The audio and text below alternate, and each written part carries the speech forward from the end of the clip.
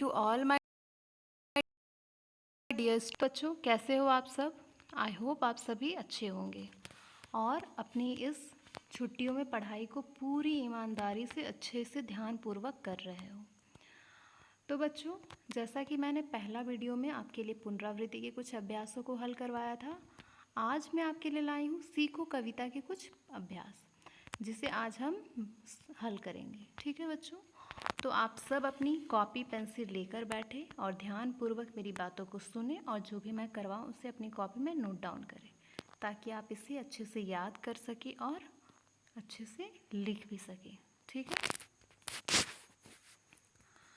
तो बच्चों, जैसा कि आपको दिख रहा है, पहला जो पेज है उसमें मैंने दिया है सीखो कविता। मुझे पता है आप सबों ने सीखो कविता को अच्छे से याद कर लिया होगा, पर फिर भी इसे बस एक रिवीजन के लिए आप इसे पढ़ें, ताकि आपको कविता फिर से याद आ जाए। और आप सबों को क्या करना है, कविता को अच्छे से याद करके घर में सबों को एक एक बार सुनाइए, ताकि आपको इसमें कोई भी लाइन जो आप भूल रहे हो उसे याद आ जाएगा। ठीक है बच्चों, तो हमारा पहला प्रश्न है, नीचे दिए गए चित्रों के नाम लिखिए। तो नीचे बच्चों कुछ चित्र दिए हैं, तो ये जो प्रश्न है चित्र पर आधारित है। हमें चित्रों को देखना है और उनके नाम बताने हैं। बहुत ही आसान है।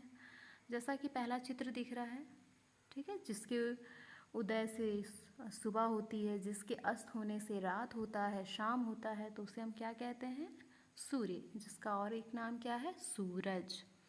ठीक है, हमारा दूसरा चित्र है चिड़िया। इससे भी आप अच्छी तरह से परिचित हो। चिड़िया हम हमेशा देखते हैं, उड़ती रहती है, फुदकती रहती है यहाँ से वहाँ। हमारा तीसरा चित्र है एक चींटी, जो होती तो बहुत छोटी है, बट वो जब काट ले तो बड़ा दर्द होता है ना बच्चों। हाँ, तो ये क्या है, चींटी। हमारा चौथा चित्र है कूड़ादान।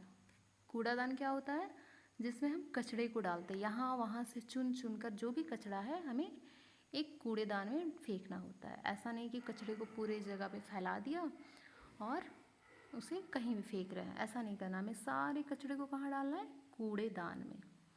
ठीक है बच्चों, आई होप आप सभी समझ गए हो। और इसे आपको क्या करना, अपनी कॉपी में अच्छे से बनाना है चित्र को, और उसके नीचे अच्छे से उसका नाम लिखना है, और चित्र को आप कलर भी कर सकते हो। हमारा दूसरा प्रश्न है, पाठ सीखो के आधार पर सही शब्द चुनकर खाली जगह में लिखिए। मतलब बच्चों, इस प्रश्न में दो ऑप्शन दिए हुए हैं, दो आंसर दिया है, जिसमें से एक सही है एक गलत है, तो हमें सही को चुनकर भरना है। पहला प्रश्न है, सदा आगे बढ़ते रहो। तो यहाँ पे एक और है, बढ़ते। ठीक है, बढ़ते रहो, तो आंसर क्या होगा, बढ़ते रहो। इधर उधर कूड़ा मत फेंको, तो इसका आंसर क्या होगा, कूड़ा। समय पर पाठ पढ़ो। हमें दीन दुखियों की मदद करनी चाहिए। बड़ों का आदर करना चाहिए। ठीक है बच्चों, हमारा तीसरा प्रश्न क्या है, समान लय वाले शब्दों के साथ जोड़े मिलाइए। मतलब कि यहाँ पे कुछ शब्द दिए गए हैं, जिनमें से चुनकर हमें समान लय वालों के साथ जोड़ा मिलाना है। समान लय का मतलब क्या होता है, जो सुनने में एक जैसा लगे, जिसके जो शब्दार्थ है वो अलग हो सकते हैं, बट वो सुनने में एक जैसा लगना चाहिए। जैसे पहला है किरण, हिरन। दोनों का अर्थ बिल्कुल ही अलग है, बट सुनने में कैसा लग रहा है, एक जैसा लग रहा है। दीन, बिन, ये भी वही है। फिर है पाठ, आठ, भलाई, मलाई। तो इस तरह से बच्चों हमने अपना दूसरा और तीसरा प्रश्न भी कर लिया। इसमें हमने क्या सीखा, स्पेलिंग्स को करेक्ट करना, और तीसरे में समान लय वाले शब्दों का जोड़ा मिलाना। हमारा चौथा प्रश्न है, पाठ सीखो के आधार पर दिए गए शब्दों में उचित मात्रा लगाकर लिखिए। तो हमें उचित मात्रा लगाना है, जैसे मल, तो इसमें मैंने क्या कर दिया, मिल। बल, तो बोल। डाल, डालो। कर, करो। आग, आगे। ठीक है, सर, सूरज। हमारा अंतिम प्रश्न जो है, पांचवा प्रश्न, वो क्या है, दिए गए शब्दों से वाक्य बनाइए। वाक्य बनाइए, जैसे आप पहले कर चुके हो। फिर भी पहला जो शब्द है वो क्या है, सूरज। तो मैंने क्या बनाया, सूरज निकल गया। तो बच्चों आप कुछ और भी बना सकते हो, ठीक है। ऐसा कुछ नहीं है कि जो मैंने करवाया उसी को लिखना है। मेहनत, राम मेहनत करो।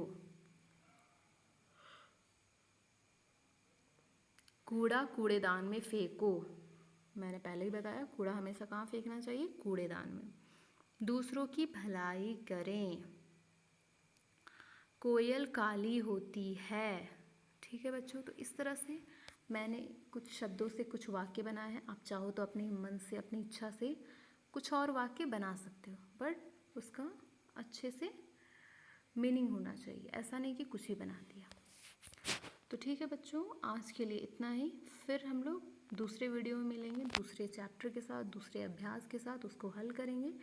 तब तक के लिए आप इस प्रश्न को अच्छे से पढ़िए, लिखिए, 2 बार 3 बार पढ़िए, ताकि आपको ये अच्छे से याद हो जाए। और इसे आप जब भी कोई आपसे इस तरह के प्रश्न करे तो आप उसका उत्तर आसानी से दे पाओ। तब तक के लिए बच्चों, जब तक मैं इसके आगे का वीडियो ना लाऊं, आप इसे अच्छे से कंप्लीट कर लें, ठीक है। ओके, थैंक यू बच्चों, bye bye, have a nice day.